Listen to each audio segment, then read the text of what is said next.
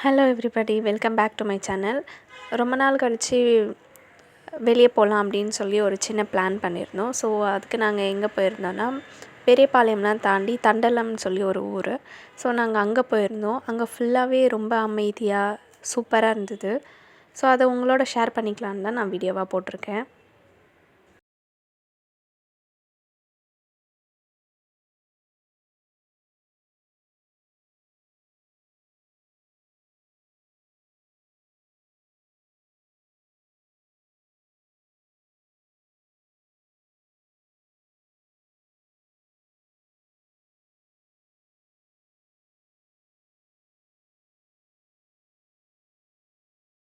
இந்த செடி தான் காஞ்சதுக்கு அப்புறம் தான் நம்ம எப்படி தென்னங்குச்சிக்கு தென்னை மரத்தில் இருக்கிற ஓலை பிச்சு தான் நம்ம குச்சி எடுப்போம்.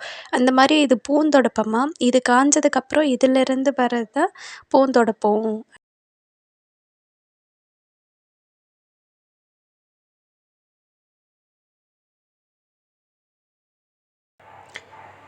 இப்போ பார்க்குற இது மிளகா செடி, நம்ம க்ரீன் சில்லி இருக்கு இல்லையா, அது இதுதானா.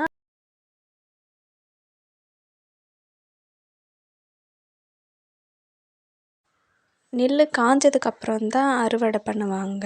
அது எல்லாருக்குமே தெரியும். ஆனால் பச்சையாக இருக்கிற நெல் இது காஞ்சிருக்கா அப்படின்னு எப்படி கண்டுபிடிக்கலான்னா, அந்த நெல்லை எடுத்து உடைக்கும்போது அதுலேருந்து பால் வருமா, அந்த மாதிரி பால் வந்தால் அது இன்னும் காயலைன்னு அர்த்தமா.